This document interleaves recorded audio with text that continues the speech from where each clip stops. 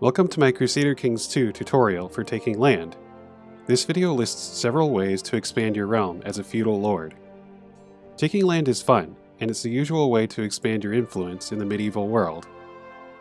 This video covers the following 9 techniques: de jure claims, holy wars, offering vassalization, pressing your claims, pressing other characters' claims, inheriting through marriage, encouraging vassals to expand, gaining a liege's title, and vassal inheritance. I'll be throwing a lot of information at you, and the subject matter will get a bit complex and technical, but I will do my best to break it down. If you just want to get your feet wet and you're afraid of information overload, I recommend you learn only the first 5 techniques, and stop the video when I start talking about inheriting through marriage. Note that in this video, I will be playing without any DLC or mods, but all of these techniques still apply when using all of the DLC. Before we begin, let's make sure we understand how the feudal hierarchy works. The map is divided up into counties, the smallest unit of land on the map. Each county is ruled by a count. Some counties are grouped into larger landmasses called duchies. Duchies are ruled by dukes. Above duchies you can have kingdoms, ruled by kings. And above kingdoms you can have empires, ruled by emperors.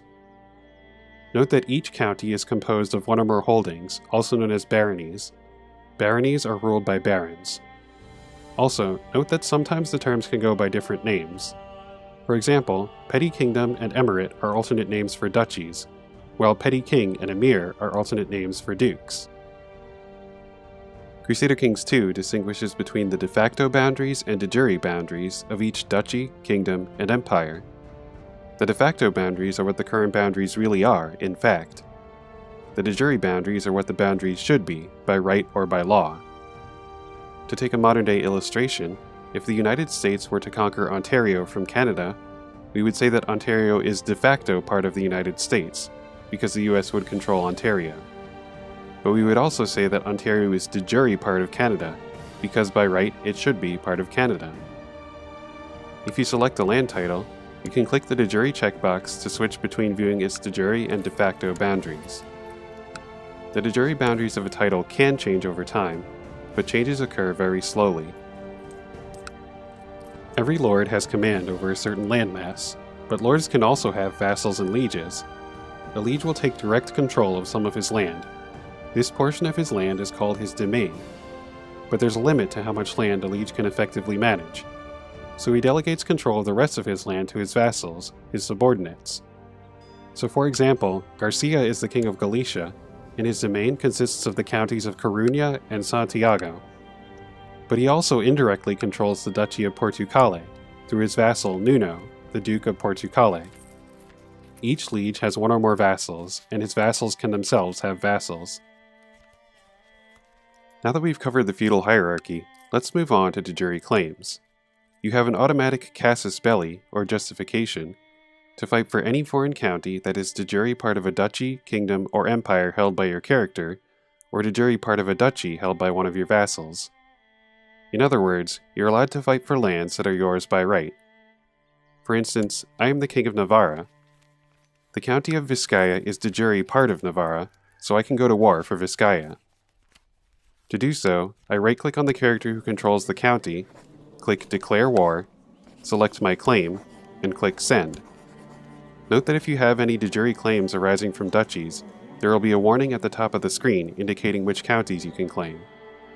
De jure claims are a nice way to clean up some land, but if you're not using the Jade Dragon DLC, you can only take one county at a time this way. Now let's cover Holy Wars.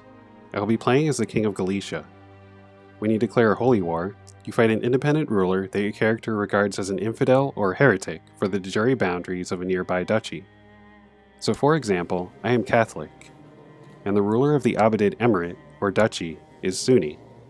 Since my religion group is Christian and his is Muslim, my character considers him an infidel, so holy wars are allowed. If I right-click on him and click Declare War, I see 2 options for holy wars.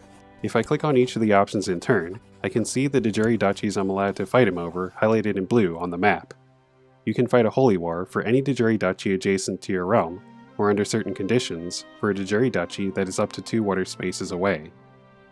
In external wars, you're only allowed to declare war on independent rulers, that is, rulers without a liege, so make sure you select the topmost liege before clicking Declare War. Holy Wars are great because you can conquer multiple counties at a time, and any conquered land becomes part of your domain. The downside is that nearby rulers of the same religion may join the war. So while other Catholic lords could help me fight the war, it's more likely that Sunni lords would come to the enemy's defense, since I am the aggressor. But oftentimes, no other rulers will join. There is also a variant of Holy Wars called Crusades, Jihads, or Great Holy Wars. The head of a religion will call a Great Holy War for a certain target, a Dejuri kingdom. When this happens, you will get a pop-up dialogue. Like with Holy Wars, members of the same religion can join the war. You can join a Great Holy War on the attacker's side by clicking the Religion tab, right-clicking on the religious head, and clicking Offer to Join War. If the attackers win, a character of their religion receives the targeted lands. If possible, the current holder of the targeted kingdom's title receives the land.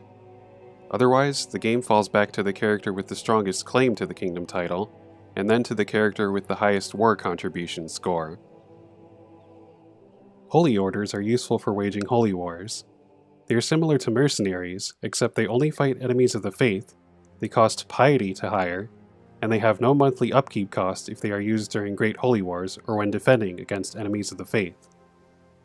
You can hire a Holy Order by clicking the Military tab, going to Holy Orders, and clicking Hire, provided at least one Holy Order is available for hire. Another way to get land is to offer to make an independent ruler your vassal.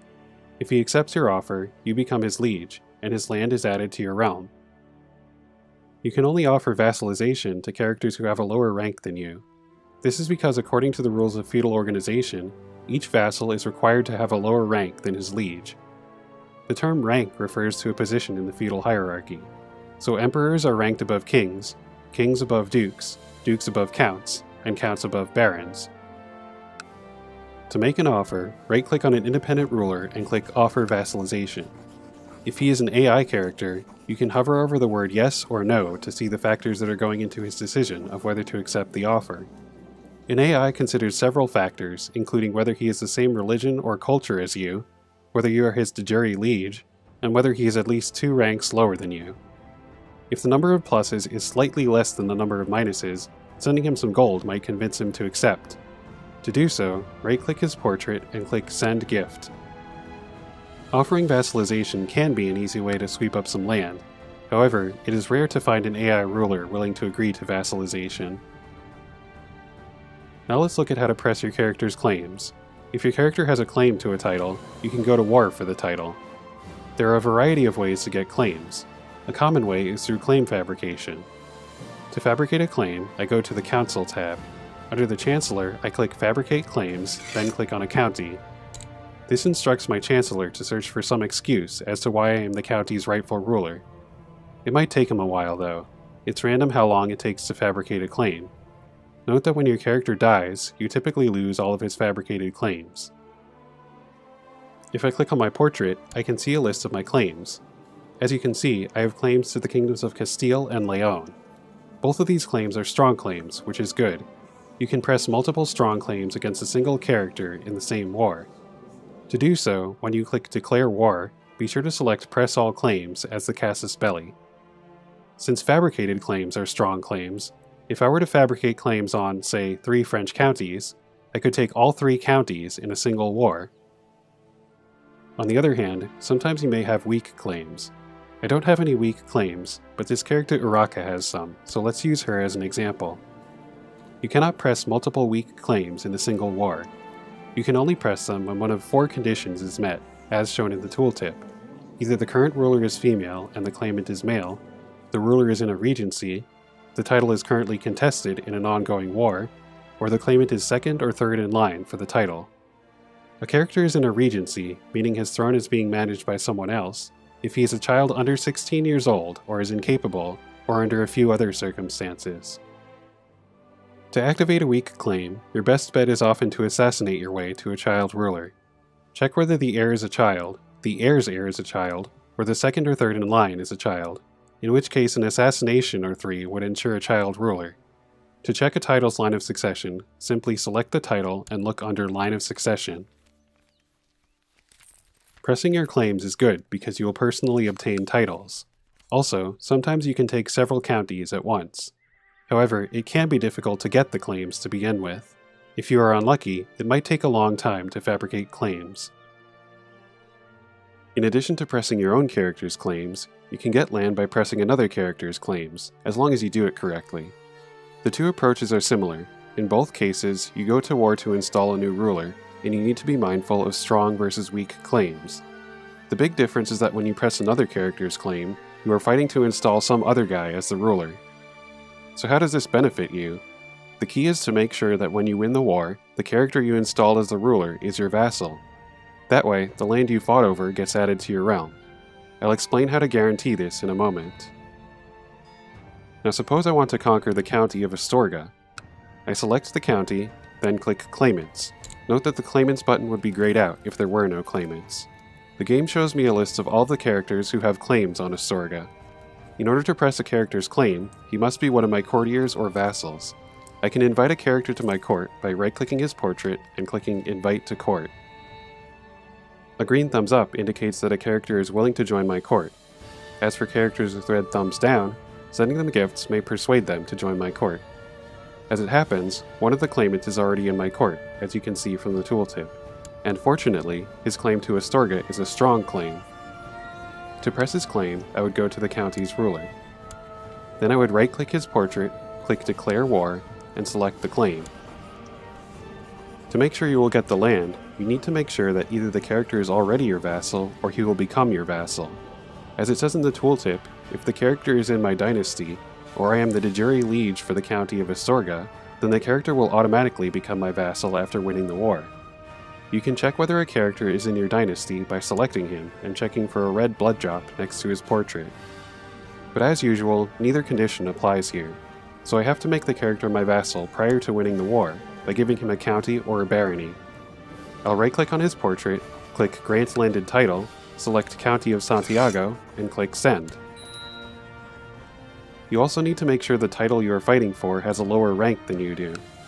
For example, if you are a king, in order to get the land, you must press a claim for a duchy or a county, and not for a kingdom or an empire. The nice thing about pressing other characters' claims is that if you are a king or an emperor, you can take multiple counties at once. This is a good reason to work towards becoming a king or an emperor if you are not one already. The downside is that it might be hard to find a claimant who is willing to join your court, or to meet the conditions required to press a weak claim. Watch for a warning that says weak claims can be pressed. Also, you usually have to give away some of your domain to the claimant. Note that unlike pressing your own character's claims, when pressing other characters' claims, you can only press one claim in a single war. Another way to get land is by inheriting it through marriage. The simplest way to accomplish this is to marry a foreign ruler. I've started a new game as the Count of Mantua. Suppose I were to marry Duchess Matilda of Tuscany. To demonstrate this, I'm going to cheat and use the command console to make her willing to accept my marriage proposal. Don't worry about the specific commands I am entering, as this is just for demonstration.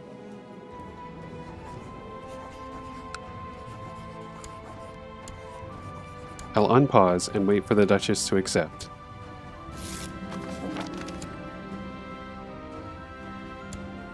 Now suppose we have a child. Again, I will simulate this with console commands.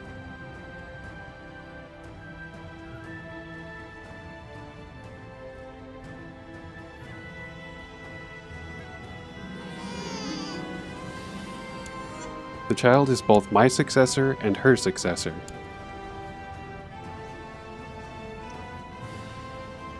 When my character dies, I continue play as the child who inherits Mantua.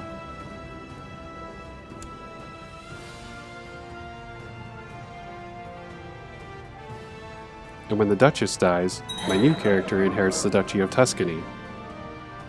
Thus, after one generation, I have both Mantua and Tuscany. Other variants of this approach are also possible.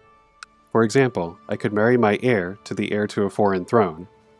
Once the foreign ruler dies and his heir inherits, and once my character dies, my new character would be married to a foreign ruler. So as before, I would be one generation away from inheriting foreign land. The important thing is that the inheritance laws had better ensure that at some point, a single character will inherit both your lands and the target lands. You can hover over a title to see its inheritance laws. For simplicity, I will not explain all of the different types of inheritance. However, I will note that under the Gavelkind and Primogeniture inheritance types, the oldest son or oldest child typically inherits. So as long as both your title and the desired title are Gavelkind or Primogeniture, this strategy will probably work. The succession is less predictable under feudal elective Gavelkind, and seniority, so this strategy is unlikely to succeed if the desired title has one of those inheritance laws. The main advantages of acquiring land in this way are that you can potentially gain a lot of land in one fell swoop, and you don't have to win any wars. However, there are a few potential issues. The ruler of the target lands must not be replaced before you inherit them. Also, it is difficult to convince AI characters to accept marriages involving their heirs. If an AI will not accept a preferred marriage, see if the desired spouse will accept an invitation to your court. To sweeten the pot, you may need to send him a gift first. Once in your court, he is required to accept any marriage you arrange for him. If you can't get a marriage with the heir to a title, you might try for a marriage with the second or third in the line of succession, followed by an assassination or two. There are a couple more wrinkles. Later, when I cover vassal inheritance, I'll explain these issues in detail, so for now I will only summarize them.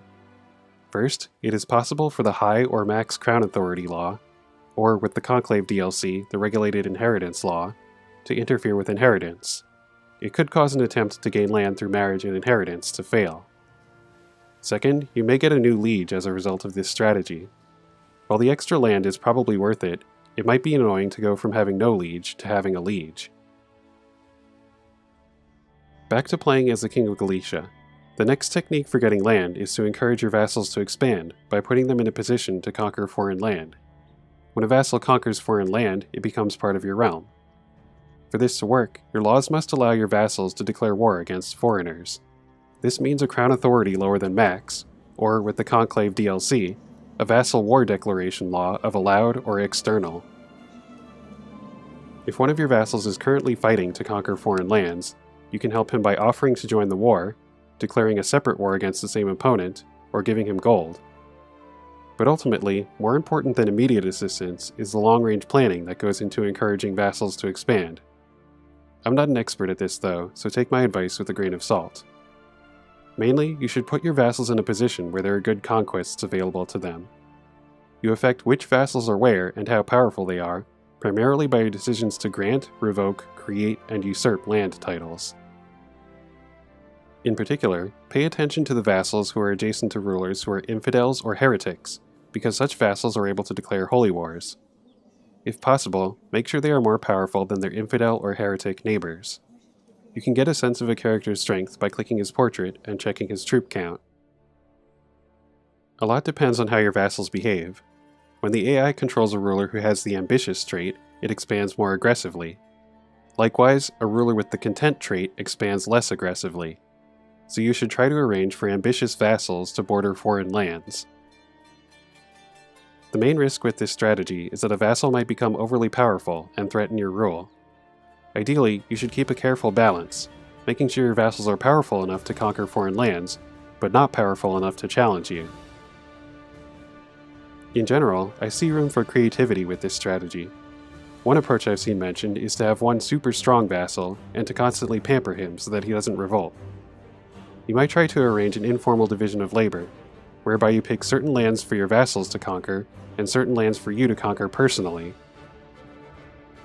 While this strategy takes a long time to execute, and it risks resistance from overly powerful vassals, it is quite satisfying to see the automatically expanding realm that comes with successfully pulling it off. The next approach for obtaining land is gaining a liege's title. To demonstrate this, I've switched to the Duke of Portucale. My goal is to become the King of Galicia. There are two main ways of bringing this about: being elected the successor to the Kingdom of Galicia, and fighting to replace the current king. Let's look at election first. In order to be elected king, the title's inheritance laws must be feudal elective Gavelkind, or Tanistry. Right now the inheritance laws are gavelkind, so I need to have them changed. To change the inheritance laws, I will start or join a faction in favor of changing them. The idea behind factions is that one or more vassals join together to issue the following ultimatum to their liege: either give in to our demand, or we will go to war to enforce it.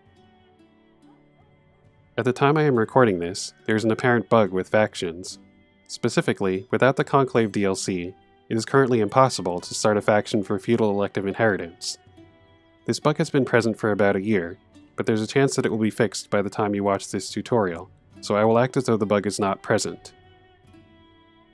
In order to start a faction for switching to feudal elective, the Crown Authority law must be set to min, or if the Conclave DLC is enabled, the Council must have all voting powers. So the first step in forcing feudal elective inheritance is starting a faction for lower Crown Authority or for Council power. To create a faction, I click the Factions tab, then I click Start a Faction and select the desired faction. As you can see, the faction has 69% of the strength of the liege. This might not be enough strength to win a war against the liege, so I would want to wait for other vassals to join my faction, or for the king to be preoccupied with other wars. Once I was ready, I would click the Intrigue tab, and then click the scroll icon to issue my ultimatum for lower Crown Authority. Once I forced Galicia to switch to feudal elective, it would be a matter of winning the election. If Galicia had elective gavelkind, only members of the ruler's dynasty would be eligible candidates, so my character would not be eligible. But in feudal elective, the eligible candidates are, roughly speaking, close relatives of the current ruler, anyone with a claim to the title, and voter rank vassals. Voter rank vassals are vassals who are one rank lower than the title, or in the case of an empire, up to 2 ranks lower.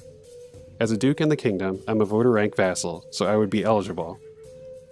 While by no means a sure thing, getting the other voters to like me would improve my chances of winning. Elections are a bit fickle, so if at any point I were winning the election, I would try to assassinate the king while I was still the heir. Rather than trying to get elected, I could take the title by force instead. There are 3 types of wars that can accomplish this: a war to press my claim for the title, a faction war to replace the ruler with my character, and with the Conclave DLC, a faction war to oust the ruler. Suppose I wanted to press a claim for Galicia.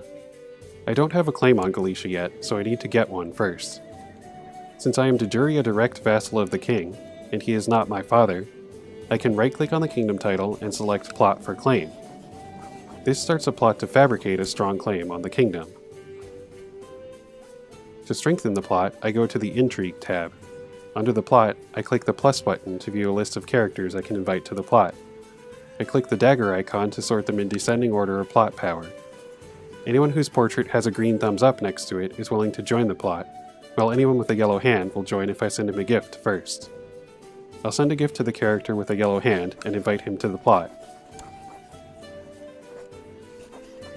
Then I'll unpause and wait for him to accept.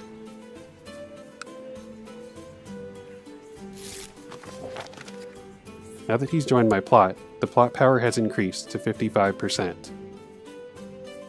I can attempt to fabricate my claim by clicking the scroll icon next to either of the options for fabricating a claim.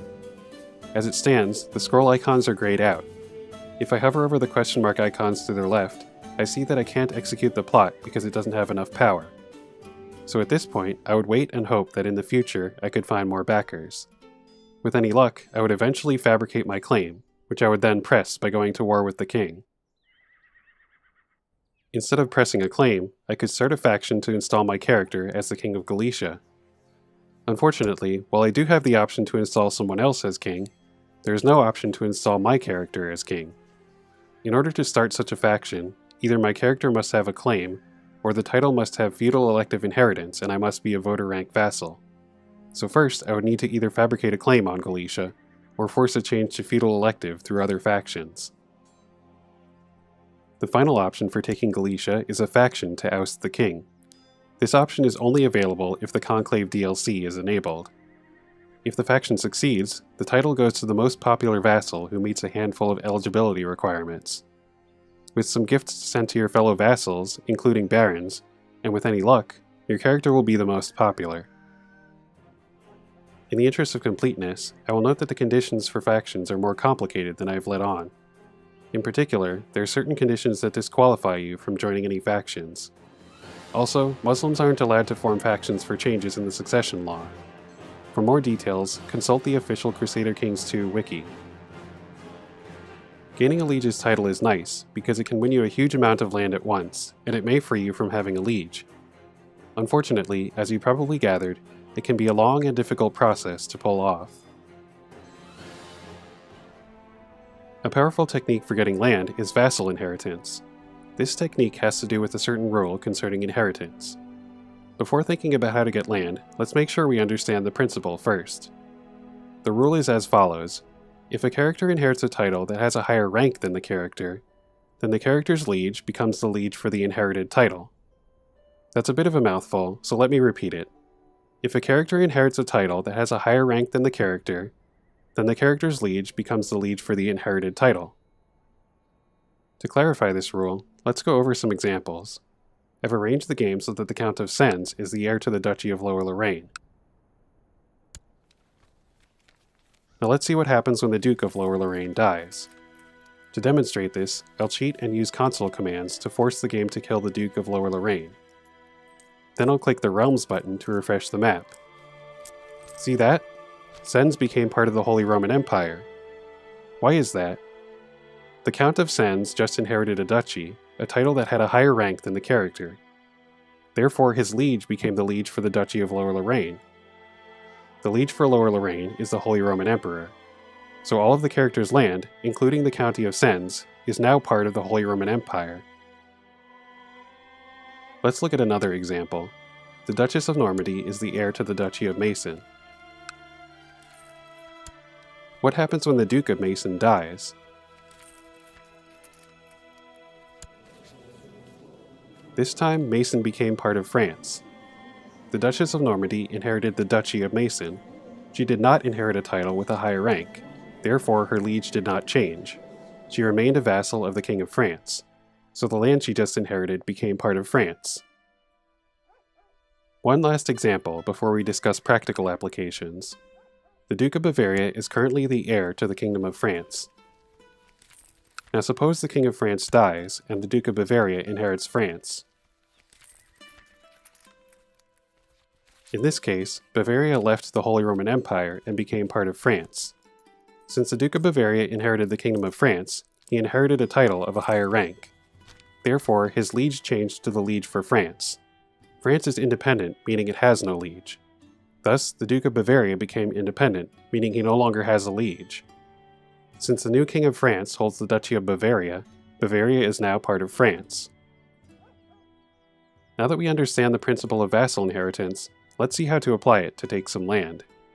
I am playing as the King of Denmark. What I'll do is find the heir to a foreign duchy, give him one of my own duchies, and then wait for him to inherit the foreign duchy.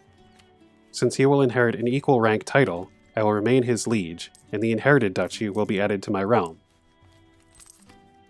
I'd like to get the Duchy of Saxony. I need to give the heir to Saxony one of my duchies. Since I can only give land to my courtiers and vassals, I will invite him to my court. But first, I'll send him some gold to persuade him to come. I'll unpause and wait for him to arrive.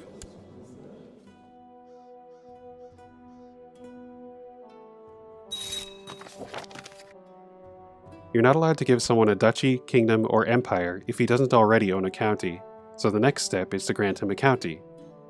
I right-click the heir, click Grant Landed Title, select County of Blekinge, and click Send. Now I want to give him a duchy. Unfortunately, my character doesn't hold any duchy titles. But according to this warning at the top of the screen, I can create a duchy. I'll click the warning in order to select a duchy I can create. The Create button is grayed out because I don't yet have enough gold to create the duchy. For demonstration purposes, rather than waiting for tax revenue to come in, I will cheat and use the console to give myself some gold.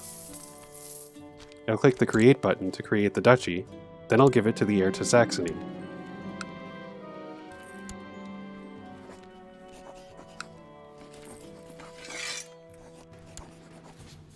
At this point, I could either wait for the current Duke of Saxony to die, or I could expedite the process by assassinating him. My preference is to assassinate because there is always a risk that the heir will die before the Duke of Saxony does, or that someone will take Saxony before the Duke of Saxony dies. So the basic strategy is as follows. Find a title with a lower rank than your own, get the title's heir to join your court, give him a title of equal or greater rank than what he will inherit, and wait for him to inherit. If you can't convince the title's current heir to join your court, you could invite a potential heir, such as the second or third in line to the throne, and then assassinate some people to turn the potential heir into the current heir. There are a few pitfalls to avoid here. Most importantly, you must give the character a title of equal or greater rank than what he will inherit. If you were to give only a county to the heir to a duchy, then when he inherits the duchy, it will not become part of your realm. Instead, the county you gave him will leave your realm. There is another way that this strategy can backfire, if the heir's heir is the original title holder. As it happens, this holds true for Saxony. The heir to the heir of Saxony is the Duke of Saxony. This occasionally happens when the inheritance laws are gavelkind, primogeniture, or ultimogeniture, and we are dealing with a father who has one son and no grandsons. If you were to attempt to take the father's duchy by making the son one of your dukes, then if the son were to die before the father, the strategy would backfire. The father would inherit the duchy you gave to the son, and it would leave your realm. While it is a potential problem, this situation is somewhat uncommon, and it often goes away once the son has a son of his own, giving him a proper heir. Before attempting to take land through vassal inheritance, check the inheritance laws for the title you are trying to take.